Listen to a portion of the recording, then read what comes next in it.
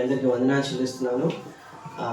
మొదటగా మరి నా తరపున, మా కుటుంబం తరపున మీ అందరికీ హైరాన్స్కేప్ చర్చ్ సంఘ సభ్యులందరికీ మరి దేవుడి గారికి కుటుంబానికి అందరికీ క్రిస్మస్ శుభాకాంక్షలు చెప్తున్నాను. చాలా ప్రత్యేకమైన దినాన్ని కదా ఈరోజు. సంవత్సరం అంతా ఎదురు చూడాలి పండుగ కొరకు మనము. అది లోకస్తులకి అందరూ అనుకునేది ఏంటంటే మనకి ఒకటే పండుగ ఉందని, కానీ వాస్తవానికి మనము ఆయన జన్మం గురించి మనము ప్రతిరోజు మనము ఆనందించాలి, మరి సెలబ్రేట్ చేసుకోవాలి. కాబట్టి ఒక మాటను చదువుకొని మనం ముందుకెళ్దాము. యోహాను రాసిన సువార్త 1వ అధ్యాయము 14వ వచనం.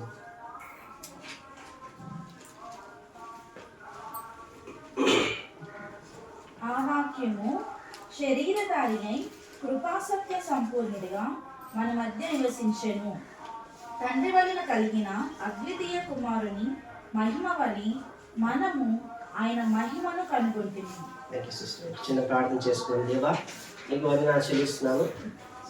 ఈ కృపలో జ్ఞాపకం చేసుకొని గత సంవత్సరం నుంచి ఇప్పటి వరకు కాబట్టి గత క్రిస్మస్ నుంచి దినాన్ని ముగించుకొని ఈ క్రిస్మస్ వరకు నేను ఎక్కడ చాటు భద్రపరిచి మమ్మల్ని సజీవులకు వందనాలు. ఈ యొక్క ప్రత్యేకమైన దినాన్ని మాకు ఏర్పరిచి మరి నేను ఆరాధించడానికి, సంఘంగా కూడి ఆనందించడానికి, ఈ యొక్క జన్మదినాన్ని జ్ఞాపకం చేసుకోవడానికి, మీరు ఏ కారణం బట్టి ఈ లోకానికి వచ్చే విషయాన్ని జ్ఞాపకం చేసుకోవడానికి మీరు మాకు ఇచ్చిన యొక్క అద్భుతమైన అవకాశం బట్టి మనం ఆశీర్వదిస్తున్నాం దేవా. మరి ఈ సమయమైన కొద్ది నిమిషాలు వాక్య వెలుగులో మరి క్రిస్మస్ గురించిన కొన్ని సత్యాలు మేము తెలుసుకోవాలని ఆశపడుతున్నాం దేవా. మీ యొక్క ఆత్మీయ నడిపింపు మాకు దయచేయమని కోరుతూ జ్ఞానాన్ని ప్రసాదించమని, మరి మా విశ్వాసాన్ని మేము బలపరుచుకునే అవకాశం మాకు దయచేయమని కోరుతూ ఇక్కడ ప్రార్థన ప్రార్థిస్తున్నాం తండ్రి. ఆమేన్. మీరు ఈ లోకంలో మీరు గమనించినట్లయితే చాలా దేశాలు ఉన్నాయి, చాలా రాష్ట్రాలు ఉన్నాయి, చాలా మంది ప్రజలు ఉన్నారు, రకరకాలమైన ప్రజలు ఉన్నారు.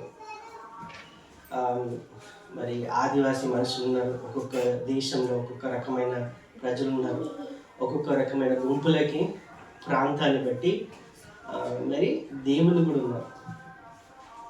మరి లోకమే కాదు కానీ మరి భారతదేశంలో కూడా మీరు గమనించినట్లయితే గ్రామానికి ఒక దేవత ఉంటుంది. మరి కొంతమంది దేవుళ్ళు అని చెప్పుకునే వారు కూడా చాలా మంది ఉన్నారు. మనుషులు దేవుళ్ళుగా చెప్పుకునే వాళ్ళు చాలా మంది ఉన్నారు. దేవుళ్ళకైతే కొదవలేదు. ఒక విషయం మీరు గమనించాలి ఏంటంటే, ఎవరి విశ్వాసము వారిదే, ఎవరి విశ్వాసము వాళ్ళకి ప్రత్యేకమైనది. ఎవరిని మనము కించపరిచే అవసరం లేదు. వాళ్ళ దృష్టిలో వాళ్ళు మా యొక్క విశ్వాసం గొప్పది, మేము పూజించే దైవం గొప్పది అని అంటారు. అయితే మన విశ్వాసం గురించి మనం మాట్లాడుకోవాలి. కాబట్టి మన విశ్వాసం ఏంటంటే యేసు ప్రభు నిజమైన దేవుడు అనే ఒక విశ్వాసం మనము కలిగి ఉన్నాం.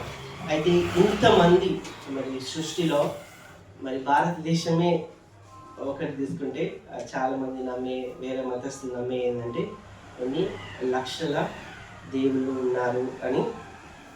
ఇంతమంది దేవుల్లో మరి యేసు ప్రభు కూడా ఒక దేవుడు అని అనుకుంటే మన అందరి ఆలోచన ప్రకారము మరి యేసు ప్రభు ఎందుకు ప్రత్యేకమైనవాడు? ఇంతమంది ఉన్నారు కదా, మనకు కూడా అనిపించచ్చు. మన విశ్వాసం చాలా తెలుగులో ఏమంటారో తెలియదు నాకు, స్టబర్న్. ఇది అందరిది తప్పు, మాదే కరెక్ట్ అని అంటాం కదా. ఎందుకు కరెక్ట్?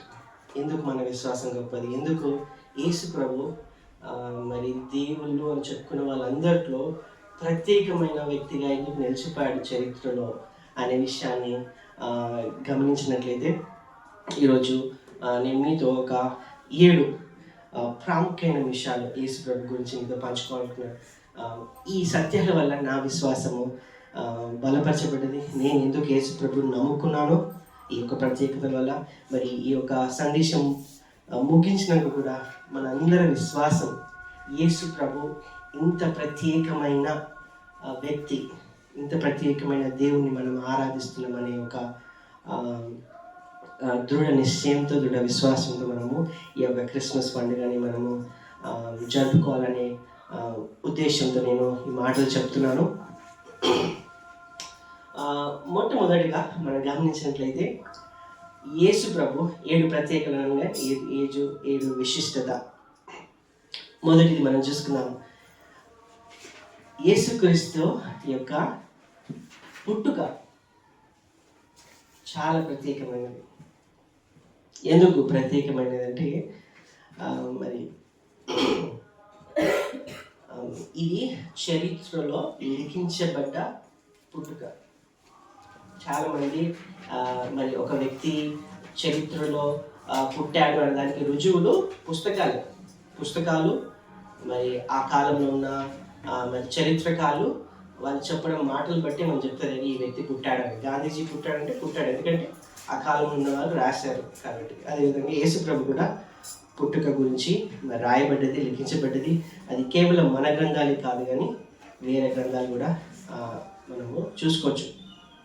అయితే ఎందుకు ఆయన పుట్టుక ప్రత్యేకమైంది? అందరు పుడతారు కదండి, అందరు పుట్టారు, మనం కూడా పుట్టాం. కానీ యేసు ప్రభు పుట్టుక ఎందుకు ప్రత్యేకమైందంటే మనం చూసుకున్నట్లయితే ఆయన పుట్టుక గురించి ప్రవచింపబడ్డది. ఆయన పుట్టుక గురించి దేవుడు ప్రవచించాడు, దేవాది దేవుడే ప్రవచించాడు. అదేవిధంగా మరి ప్రవక్తలు ప్రకటించారు చాలా సందర్భాల్లో. నేను వచనాలు రాశాను, మీరు ఇంటికి వెళ్ళాక ధ్యానించడానికి మీరు మీకు జ్ఞాపకం ఉంటే మరి ఆదికాండం 3:15 మరి వాళ్ళు ఆదాము చేసిన పాపాన్ని బట్టి వాళ్ళకి దేవుడు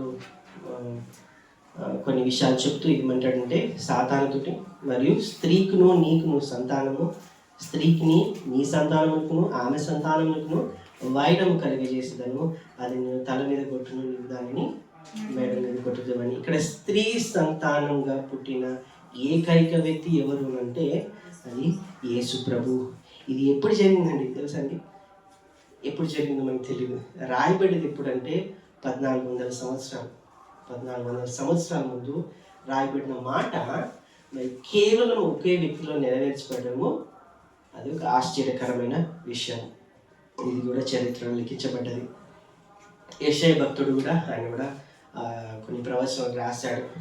7వ అధ్యాయం 14వ వచనంలో కూడా ఆయన రాస్తాడు ఏమంటే, కాబట్టి ప్రభువు తాను ఒక సూచన మీకు చూపును, ఆలకించుడి, కన్యక గర్భవతి అయి కుమారుని కని అతనికి ఇమ్మానుయేలు పేరు పెట్టాడు. మరి చరిత్రలో కన్యక గర్భంతో ఎవరు పుట్టారు అని అంటే యేసు ప్రభు మాత్రమే. దాంట్లో క్రైస్తవులంగా ఎటువంటి సందేహం లేదు. కొన్నిసార్లు అది ఇది ఎట్లా పాసిబుల్ అవుతుందంటే జరిగింది కాబట్టి మనము అది నమ్ముతున్నాం. ఇమ్మానుయేలు అని పేరు పెట్టారు. ఎవరు పెట్టారు ఇమ్మానుయేలు అని పేరు? యేసు ప్రభుకి మాత్రమే. ఇది ఎప్పుడు ప్రవచింపబడ్డదంటే సుమారు 735 సంవత్సరాల ముందు. మరి ఆ ప్రవక్తకి ఎలా తెలిసింది ఈ విషయము? ఆఫ్కోర్స్ దేవుడు మరి చెప్పడం జరిగింది పరిశుద్ధాత్మ ద్వారా. ఇంకో ప్రవచనం చూసుకున్నాము. మీకా రాసిన గ్రంథము 5వ అధ్యాయం 2వ వచనం అందరికి తెలిసిందే. బెత్లెహేమా ఎఫ్రాతా, యూదా వారి కుటుంబములలో నీవు స్వల్పమైన గ్రామమైనను నా కొరకు ఇజ్రాయేలును ఏలువాడు నీలో నుండి వచ్చును. ఇది కూడా మరి యేసు ప్రభు గురించిన ప్రవచనం. ఎక్కడ పుడతాడో కూడా మరి ప్రవచింపబడ్డది. యెషయా 9:6-7 కూడా ఏలైనగా మనకు శిశువు పుట్టెను, మనకు కుమారుడు కనిపింపబడెను, ఆయన మీద భుజం రాజమార్ముడును, ఆశ్చర్యకరుడు, ఆలోచనకర్త, బలవంతుడైన దేవుడు, నిత్యుడగు తండ్రి, సమాధానకర్తయగు అధిపతి అతనికి పేరు పెట్టబడుతుంది. ఇవన్నీ ప్రవచనాలు ఎవరో కాదండి, ప్రవక్తలు చేశారు, దేవుడు చేశాడు. కొన్ని 100 సంవత్సరాలు 1000 సంవత్సరాల ముందు చెప్పనీకి చాలా చెప్పచ్చు. నేను చెప్తాను 10 సంవత్సరాల తర్వాత ఎవరో పుడతారు. పుట్టాలని గ్యారంటీ ఏంటి? ఇప్పుడు చాలామంది ఈ సంవత్సరంలో ఈ ఈ ఈ సినిమా స్టార్కి ఇలా జరుగుతుంది, వాళ్ళు ఈ విధంగా అవుతారు, వీళ్ళు చచ్చిపోతారు, ఈ యొక్క కార్యం అవుతుంది చెప్పడానికి చాలా చెప్పొచ్చు. కానీ అది ఖచ్చితంగా మరి ఎటువంటి సందేహం లేకుండా మరి ఖచ్చితంగా జరిగితే అది నిజం అనుకోవాలి. మరి బైబిల్లో యేసు ప్రభు గురించిన ప్రవచనాలు కొన్ని 300 పైనే ఉన్నాయి. 300 పైన ప్రవచనాలన్నీ యేసు ప్రభులో నెరవేరడము అది ఒక మనం ఆలోచన చేసే అవకాశం ఉన్నది. ఎందుకు ఇవన్నీ ప్రవచనాలు ఒకే వ్యక్తిలో నెరవేరినాయి అని. కాబట్టి ఆయన ఎందుకు ప్రత్యేకమైందంటే ఆయన పుట్టుక ప్రత్యేకమైనది, ఆయన గురించి ప్రవచింపబడ్డది. రెండో ప్రాముఖ్యమైన ఆయన పుట్టుక గురించి ఎందుకు ప్రత్యేకమైందంటే ఆయన పుట్టుక మునుపు ఒక వ్యక్తి వచ్చి యేసు ప్రభు పుడతాడు అని చెప్పడానికి ఒక వ్యక్తి వచ్చాడు. ఎవరంటే వ్యక్తి? బాప్తిస్మం ఇచ్చే యోహాను. యెషయా భక్తుడు 40:3 ఆలకించుడి, అడవిలో ఒకడు ప్రకటించుచున్నాడు ఎట్లనగా అరణ్యంలో యెహోవాకు మార్గము సిద్ధపరచుడి, ఎడారిలో మా దేవుని రాజ్య మార్గం సరాలు చేయడు. ఈ మాట మరి ప్రవచింపబడ్డది. మరి యోహాను భక్తుడు కూడా ఈ వచనము నా గురించి అని చెప్పుకున్న సందర్భాలు ఉన్నాయి. మరి ఆయన మరి యోహాను రాసిన సువార్త 1:23-30 వచనాల్లో మరునాడు యోహాను యేసు తన యొద్దకు రాగా చూచి, ఇదిగో లోక పాపం మోసుకొని పోవు దేవుని గొర్రె పిల్ల అని యోహాను భక్తుడు చెప్తున్నాడు. ఆయన పుట్టుక ఎందుకు ప్రత్యేకమైందంటే దేవదూతలు ఆయన పుట్టిన రోజు మొదలుకొని మరి ఎవరెవరు కనిపించారు?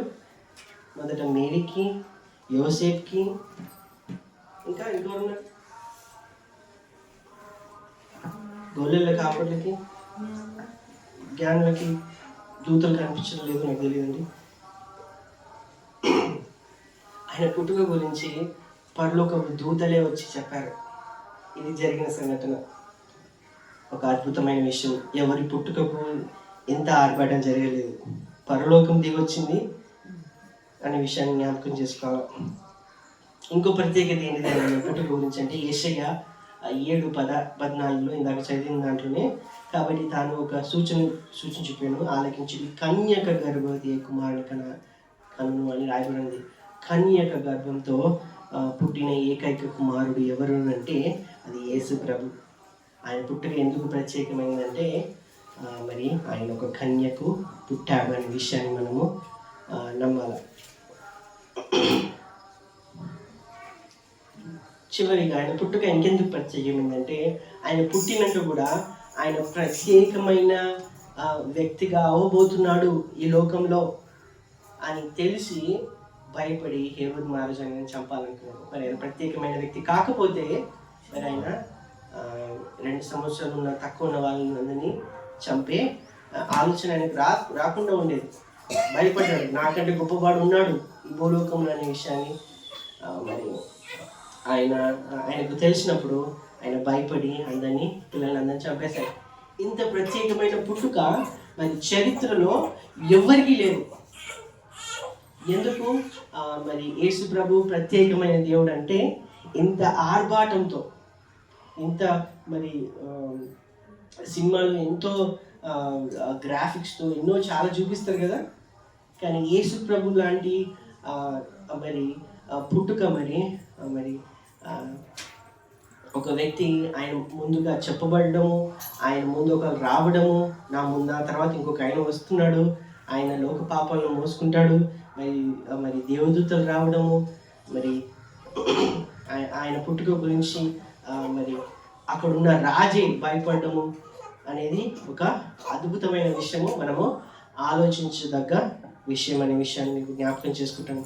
రెండోది, ఆయన యేసు ప్రభు ఎందుకు ప్రత్యేకమైన దేవుడు అనే ఒక విషయాన్ని గమనించినట్లయితే, ఆయన యేసుక్రీస్తు భూ సంబంధమైన పరిచర్య, లేకపోతే ఆయన చేసిన గొప్ప కార్యము, ఆయన చేసిన సూచక్రియలు, ఆయన చేసిన అద్భుతాలు చాలా ప్రత్యేకమైనవి.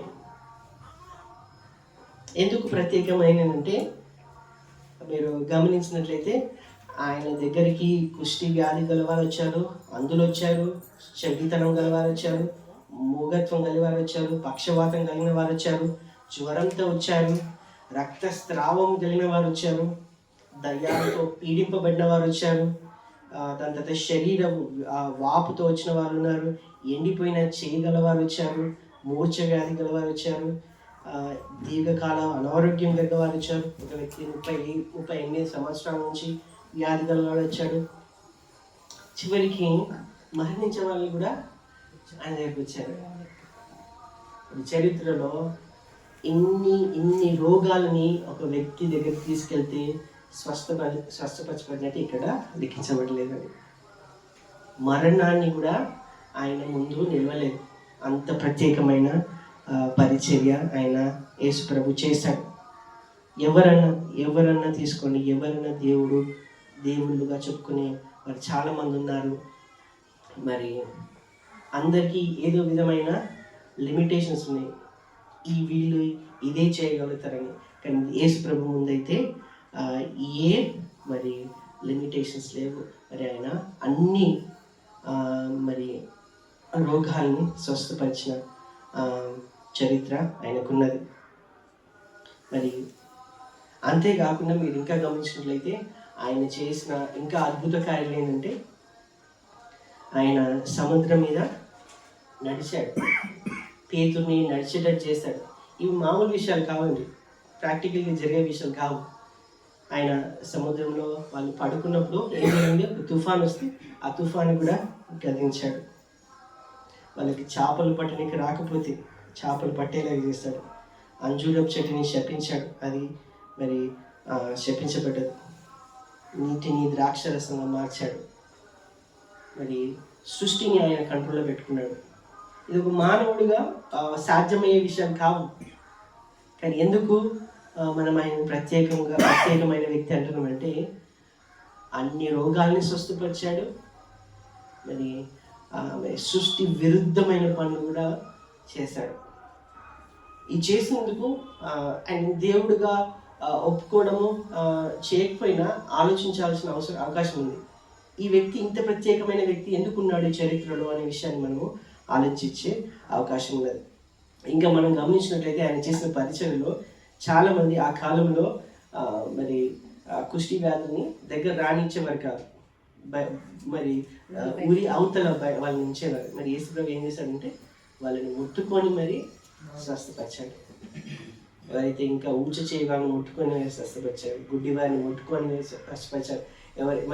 మరి సమాజం వాళ్ళని వెలవేసిన వారిని కూడా యేసు ప్రభు ప్రేమ చెప్పడమే కాదు, కానీ ఆయన ఆ విధంగా చేయడం వల్ల మీరు అది గమనించినట్టు ఇంకో ఒక సందర్భంలో ఒక స్త్రీ పాపం చేసిన స్త్రీని అందరిని చంపాలనుకుంటే ఆమెను ఏమని బోధిస్తాడు యేసు ప్రభు?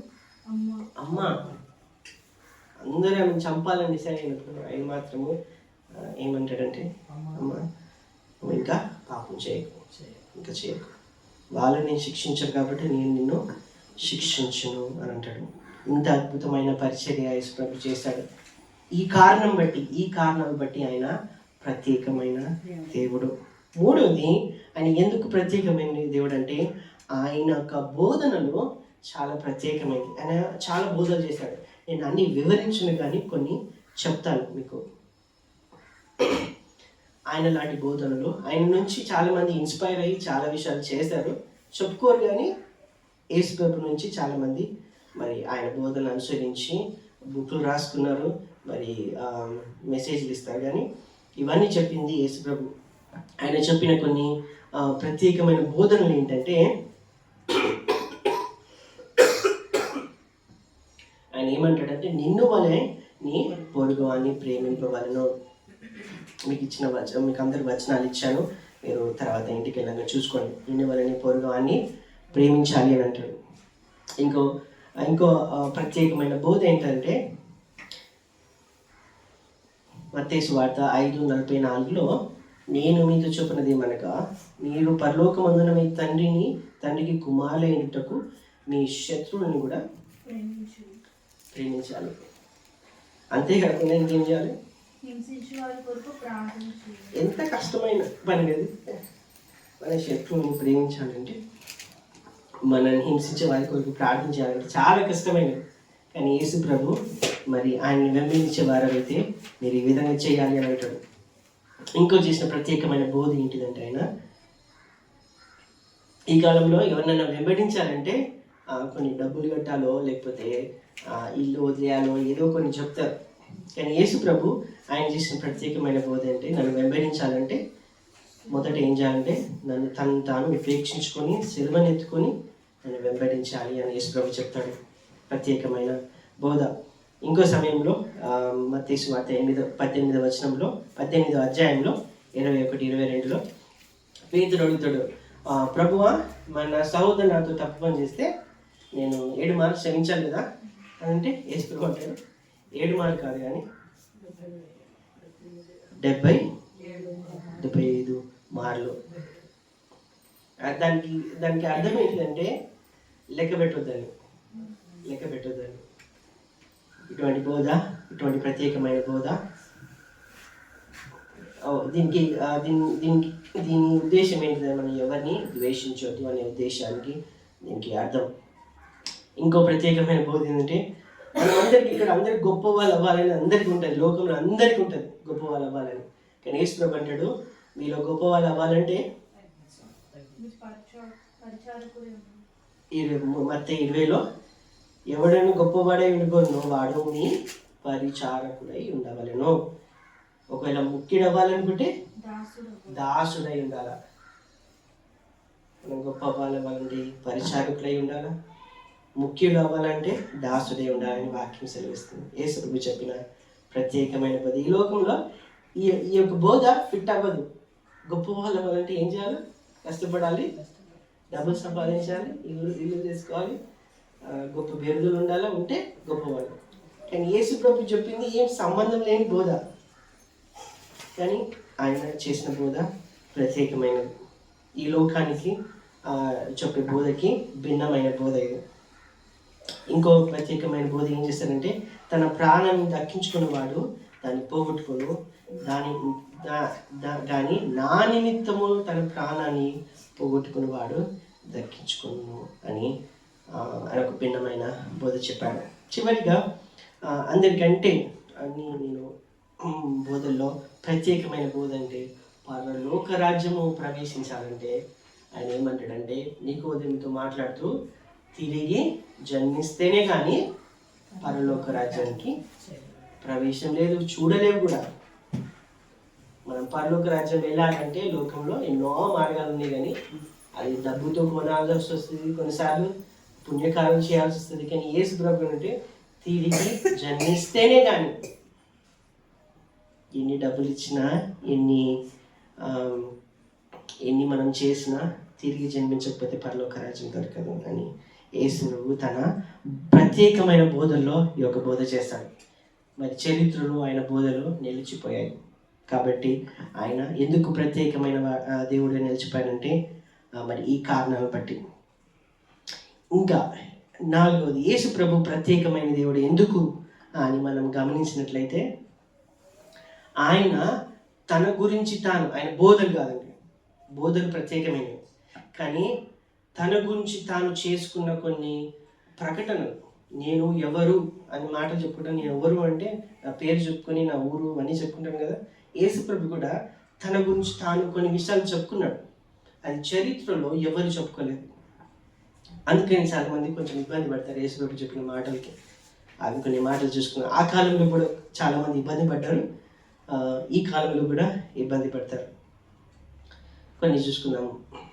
ఆయన అంటాడు యేసు ప్రభు, యేసు అబ్రహాము పుట్టక మునుపు నేను ఉన్నాను. అబ్రహాం ఎప్పుడు పుట్టాడు? ఎప్పుడో పుట్టాడు, 1000 సంవత్సరాల ముందు. ఆయన కంటే ముందు నేను ఉన్నాను అంటున్నాడు.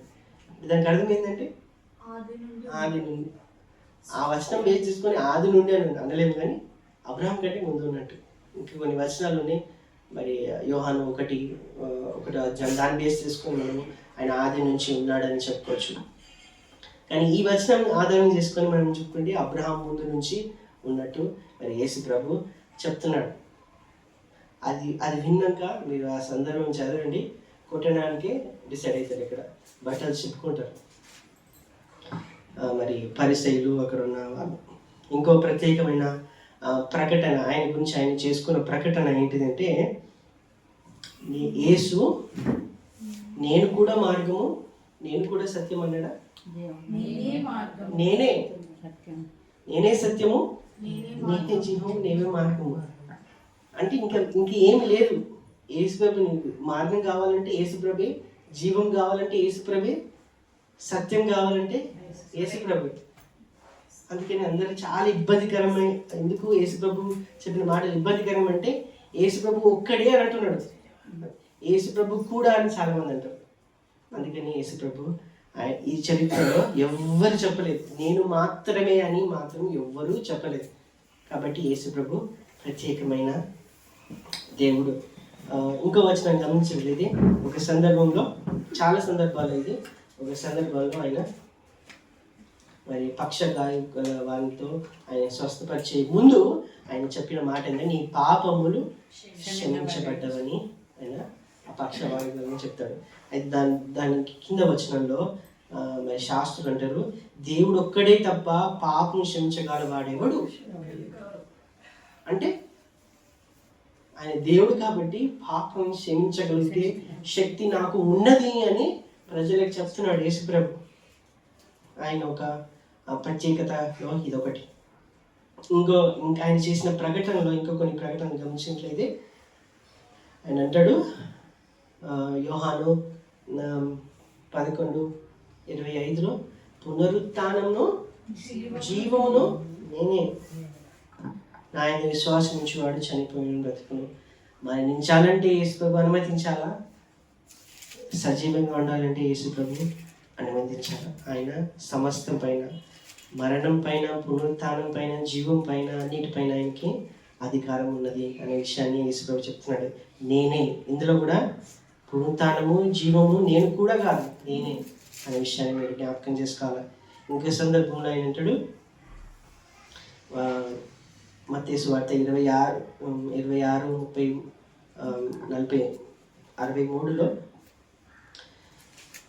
అందుకు ప్రధాన యాజకుడు ఆయనను చూచి, నీవు దేవుని కుమారుడవైతే, మాటలు చదవండి. 26:63 అందుకు ప్రధాన యాజకుడు ఆయనను చూచి, నీవు దేవుని కుమారుడైన క్రీస్తు అయితే ఆ మాట మాతో చెప్పుమని జీవం గల దేవుని తోడని నీకు ఆనబెట్టుచున్నానెను. అందుకు యేసు, నీవన్నట్టే, ఇది మొదలుకొని మనుష్య కుమారుడు సర్వశక్తిని కుడిపార్శ్వమున కూర్చుండుటయు ఆకాశ మేఘరూఢుడే వచ్చుటయు మీరు చూతురని చెప్పగా, చాలా నీవన్నట్టే, నువ్వేం చెప్తున్నావో దేవుని కుమారుడుగా నీవన్నట్టే అని యేసుప్రభు చెప్పగానే వాళ్ళు బట్టలు చెప్పుకొని దాని తర్వాత ఆయన్ని చంపేస్తాడు. దేవజూస్తం చేసిన ఆయన మీద నేర ఆరోపణ చేసి ఆయన్ని సిలువ వేస్తాడు. మనకందరికీ తెలిసిందే. నేను దేవుని కుమారుడని యేసుప్రభు తనంత తానే చెప్పుకున్నాడు. చివరిగా ఇంకో చాలా ప్రకటన చేసుకున్నాడు. అంతలో ఇంకో ప్రకటన ఏమిటంటే, యోహాను 10:27 ఆయన అంటాడు, నేను గొర్రెలకి నా వాటికి నిత్య జీవం ఇచ్చుచున్నాను అంటాడు. నిత్య జీవం ఇచ్చే శక్తి యేసు ప్రభుకి మాత్రమే ఉన్నది. ఒకవేళకి జీవం ఇవ్వాలంటే వాళ్ళు ఏముండాలి? నిత్య జీవం నేను ఇస్తున్నాను అంటే మీకు నాలో ఏముండాలి? నాలో నిత్య జీవం ఉండాలి. ఫస్ట్ నాలో నిత్య జీవం ఉంటే నేను నీకు ఇవ్వగలుగుతా. యేసుప్రభు అంటున్నాడు, నా గొర్రెలకి నేను నిత్య జీవం ఇస్తాను అంటున్నాడు. అంటే యేసుప్రభులో ఏమున్నట్టు? నిత్య జీవం ఇచ్చే శక్తి యేసుప్రభులో ఉన్నది. ఆ విషయాన్ని యేసుప్రభు మరి తన గురించి తాను చెప్పుకున్నాడు. ఇంత ప్రత్యేకమైన ప్రకటనలు ఎవరు చేశారు? చరిత్రలో ఎవరు చేయలేదండి. ఎందుకు చరిత్రలో నిలిచిపోయాడు యేసుప్రభు అంటే, ఎందుకు మనం ఇంత బిగ్గరంగా ధైర్యంగా పూజిస్తున్నాము? చరిత్రలో నిలిచిపోవడానికి కారణం ఏంటిదంటే క్రైస్తవ్యం ఆయన చేసిన ప్రకటనలు. ఐదవది మనం త్వరలో ముగించుకుందాం. యేసు ప్రభు మరి ఆయన పుట్టుక ప్రత్యేకమైనది, ఆయన భూసంబంధమైన పరిచర్య ప్రత్యేకమైనది, ఆయన బోధనలు ప్రత్యేకమైనవి, ఆయన ప్రకటనలు ప్రత్యేకమైనది, ఆయన యొక్క మరణం కూడా ప్రత్యేకమైనది, చాలా ప్రత్యేకమైన మరణం. మరి ఆయన మరణం ప్రత్యేకత చాలా చూసినా, కానీ ఆయన మరణం వల్ల జరిగిన కొన్ని పనులు దానికి మరి ఆయన మరణం ప్రత్యేకత మనము చూసుకోవచ్చు. ఏంటిదంటే ఆయన మరణం ద్వారా మనకు మన పాపాల విషయం మనకు వచ్చింది ఏంటిది? క్షమాపణ, పాప క్షమాపణ. ఎఫెసీ 1:7 దేవుని కృప మహదేశ్వరుని బట్టి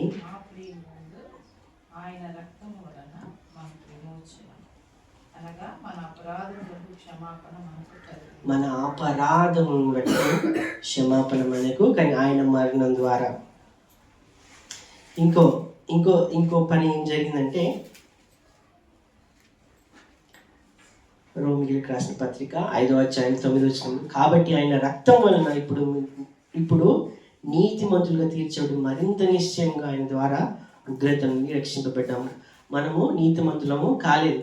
ఎవరెవరు అయినామంటే యేసు ప్రభు చనిపోవడం వల్ల మనం అందరము నీతిమంతులుగా. ఈ నీతిమంతులు అవ్వడం ఎందుకు ఇంపార్టెంట్? పరలోకంలో పాపులు ఉండరండి. పరలోకంలో పాపులు ఉండరు, నీతిమంతులే ఉంటారు. కాబట్టి మనం అందరం నీతిమంతులు అయితేనే పరలోక రాజ్యము వెళ్ళగలుగుతాము. కాబట్టి యేసు ప్రభు మన నిమిత్తము చనిపోయి ఏం చేశాడు? మనలందరినీ ఒకళ్ళ రక్షణ పొందిన వ్యక్తులైతే మనం అందరం ఎవరమంటే నీతిమంతులుగా, క్రీస్తు ద్వారా మనము నీతిమంతులుగా తీర్చబడ్డాము. తండ్రితో మనము నీతిమంతులుగా తీర్చబడి ఏదైతే ఉగ్రత మన మీద ఉండేనో ఆ ఉగ్రత పోయింది ఆయన మరణం ద్వారా. ఇంకో ప్రాముఖ్యమైనది ఏంటంటే, చదవండి మొదటి దశలోనిక 5:9-10.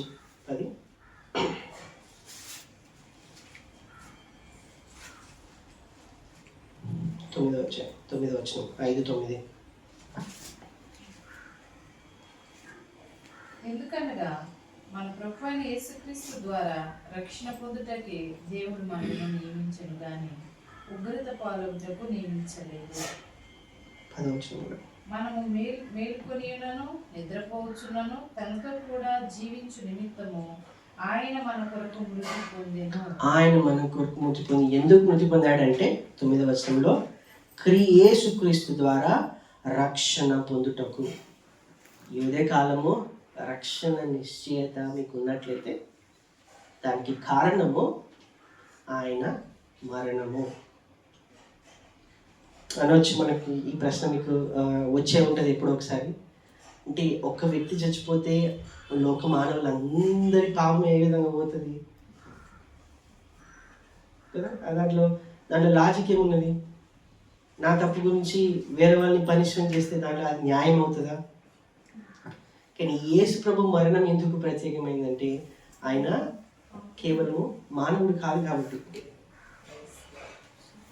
ఆయన దేవుడిగా ఉండి ఆయన మానవ అవతారం ఎత్తి మనకు మానవుడిగా జన్మించి, అవతారం కూడా అనొద్దండి, మానవుడిగా జన్మించి మరి ఎటువంటి పాపము లేకుండా కన్యక గర్భంలో పుట్టకపోతే మరి ఆయన మరణానికి ఏం విలువ ఉండదు. కన్యక గర్భంలో పుట్టి స్త్రీ సంతానంతో పుట్టి ఆయన ప్రత్యేకమైన పుట్టుకతో ప్రత్యేకమైన ఎటువంటి పాపము చేయకుండా మరి ఆయన మరణించాడు. కాబట్టి ఆయన ఒక మరణము ద్వారా మనకు పాప క్షమాపణ, మనం నీతిమంతులుగా తీర్చబడ్డాము, మనకు రక్షణ వచ్చింది.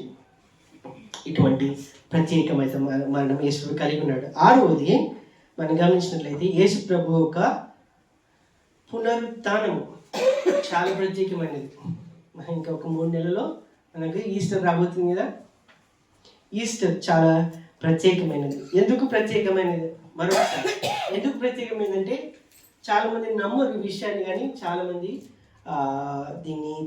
దీన్ని తీసేయాలని చాలా ఆర్భాటాలు చేస్తారు నాస్తికులు, వేరే మతస్థులు. కానీ చరిత్రలో లిఖించబడ్డది ఆ కాలంలో యూదులు చరిత్రకారులు చూసింది మరి వాస్తవంగా మరి ఆధారపూరితంగా రాసిన సంఘటన ఏమైనా ఉన్నట్లయితే అది ఏంటిదంటే యేసు ప్రభు తిరిగి లేవడం, పునరుత్థానం, చనిపోయి తిరిగి లేచాడనే విషయాన్ని మరి వేరే సందర్భంలో ఎవరెవరు చేశారో చరిత్ర ఆధారాలు మీకు వేరే సందర్భంలో చెప్తాను. కానీ మనం ఖచ్చితంగా నమ్మాల్సింది ఏంటంటే చరిత్రలో జరిగిన సంఘటన. ఎందుకు యేసు ప్రభు పునరుత్థానం ప్రత్యేకమైందంటే ఆయన ఈ పునరుత్థానం గురించి ఆయన పుట్టుకలాగానే ప్రవచింపబడ్డది. మరి కీర్తనలు 16:10 కూడా, ఎందుకనగా నీవు నా ఆత్మను పాతాళంలో విడిచిపెట్టను, నీ పరిశుద్ధిని కుళ్ళపట్టు నీవు అని కీర్తనకారుడు రాస్తాడు. ఆ వాక్యము మరి యేసు ప్రభు పునరుత్థానంలో నెరవేరింది. మరి అదే విషయాన్ని మనము ఇంకా ఆయన చాలా సందర్భాలు యేసు ప్రభు కూడా మనిషి కుమారుడు చనిపోయి మరి 3వ దినం తిరిగి లేస్తాడని యేసు ప్రభు చెప్పుకోవడానికి ఏంటి, నేను చెప్పుకుంటా చాలా విషయాలు. కానీ చెప్పిన మాటల్ని మరి ఎటువంటి సందేహం లేకుండా ఏ విధంగా అయితే యేసు ప్రభు చెప్పాడు అదే విధంగా చనిపోయాడు, ఏ విధంగా చనిపోతాడో కూడా చెప్పాడు, మరి తిరిగి లేస్తాడు కూడా. అది యేసు ప్రభును. ఆ కారణం బట్టి ఆయన పునరుత్థానము ప్రత్యేకమైనది. ఇంకా ఆయన పునరుత్థానం ఎందుకు ప్రత్యేకమైందంటే ఆయన పునరుత్థానాన్ని ఒకరు కాదండి, 2 కాదు, 3 కాదు, 10 మంది కాదు, 50 మంది కాదు, 100 మంది కాదు, 500 మంది చూశారు ఆయన పునరుత్థానాన్ని. 1 కొరింథీ 15వ 500 మందిని చూశారు. మనం అనొచ్చు ఒకరు చూస్తుంటే అరే ఈ వ్యక్తి ఉట్టి శిష్యులు మట్టిపై చూస్తే అనొచ్చు అది శిష్యులు అబద్ధాలు చెప్తున్నారు, ఎందుకంటే ఆయన ముందే బతుకున్నప్పుడు చాలా చెప్పాడు కదా నేను తిరిగి లేస్తానని. ఆ మాటలు నిజం చేయడానికి వీళ్ళు దొంగతనం చేస్తారు, ఇంకా చెప్పుకుంటున్నారు ఆ మాటలు యూదులు అని అనుకోవచ్చు. కానీ 500 మందిని చూశాడు, వాళ్ళందరినీ మోసం చేశాడు అని అంటే దాంట్లో ఎటువంటి అర్థమే లేదు. కాబట్టి ఇది లెక్కించబడ్డ మరి సంఘటన. అది మరి వ్యక్తిగతంగా జనాలు చూశారు, దాని గురించి ప్రకటించారు. 3వ ప్రాముఖ్యమైనది ఏంటంటే ఆయన పునరుత్థానం ఎందుకు ప్రత్యేకమైందంటే సువార్తలో, మనం సువార్త చెప్తాం కదా, సువార్తలో ఇది ఒక ప్రాముఖ్యమైన విషయం. సువార్తలో మరి అపోస్తలులు అందరూ వాళ్ళు చేసిన పరిచర్యలో సువార్తలో వాళ్ళు చాలాసార్లు చెప్తారు. ఒక సందర్భాన్ని చదువుకుందాం. 1 కొరింథీ 15:3-4 అంటాడు, కొరింథీకి రాస్తూ, నాకు ఇవ్వబడిన ఉపదేశం మొదట మీకు అప్పగించి తిని ఏదేమనగా లేఖనం ప్రకారం క్రీస్తు పాపాల నిమిత్తం మృతి పొందెను, సమాధి చేయబడెను, లేఖనం ప్రకారము 3వ దినమున లేపబడెను అని అపోస్తలుడైన పౌలు చెప్తాడు. ఇట్లా చాలా సందర్భాల్లో మరి ఆయన మరణం గురించి ఆయన పునరుత్థానం గురించి సువార్త చెప్పబడ్డది. ఈ 2 కలిపి చెప్పారు కానీ విడివిడిగా ఎప్పుడు చెప్పలేదు. అందుకని చాలా ప్రాముఖ్యమైనది ఆయన పునరుత్థానం. అపోస్తలుడైన పౌలు 17వ కూడా చెప్తాడు ఏంటంటే, మరియు క్రీస్తు లేపబడని ఎడల చేయి ప్రకటన వ్యర్థమే, మీ విశ్వాసం వ్యర్థం. ఒకవేళ యేసు ప్రభు తిరిగి పునరుత్థానుడు కాకపోతే మనం విశ్వాసమే ఇంకో విధంగా వేస్టే అని అపోస్తలుడైన పౌలు చెప్తున్నాడు. కానీ ఎందుకు వేస్ట్ కాదండి, ఇది జరిగింది కాబట్టి. ఎందుకు ప్రత్యేకమైందంటే మన విశ్వాసం దీని మీద ఆధారపడి ఉన్నది. పునరుత్థానం ఎందుకు ప్రత్యేకమైందంటే 1 తెస్సలోనిక చదవండి 4:14.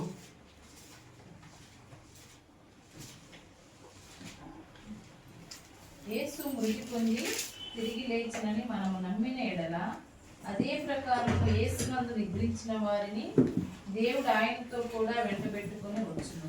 థ్యాంక్ యూ అంటే ఒకవేళ క్రీస్తులో మనం చనిపోయినట్లయితే ఆయనతో పాటు ఏ విధంగా అయితే యేసు ప్రభు పునరుత్థానుడయ్యాడో మనం కూడా క్రీస్తులో నిద్రించిన వారు కూడా ఆయనతో పాటు పునరుత్థానులు అవుతారని మరి వాక్యం సెలవిస్తుంది. ఎందుకు ప్రత్యేకమైందంటే ఈ కారణాలని బట్టి. చివరిగా మరి ఇన్ని ప్రత్యేకతలు మనం చూసుకున్నాం. మొదటిది ఆయన ఒక పుట్టుక, చాలా ప్రత్యేకమైనది. ఆయన భూ సంబంధమైన పరిచర్య, ఆయన చేసిన అద్భుత కార్యములు, ఆయన చేసిన అద్భుతాలు, సూచక్రియలు అన్నీ ప్రత్యేకమైనవి. ఆయన చేసిన బోధనలు చాలా ప్రత్యేకమైనవి. ఆయన తన గురించి తాను చెప్పుకున్న మాటలు, ప్రకటనలు మరి ప్రత్యేకమైన. ఆయన మరణము చాలా ప్రత్యేకమైనది.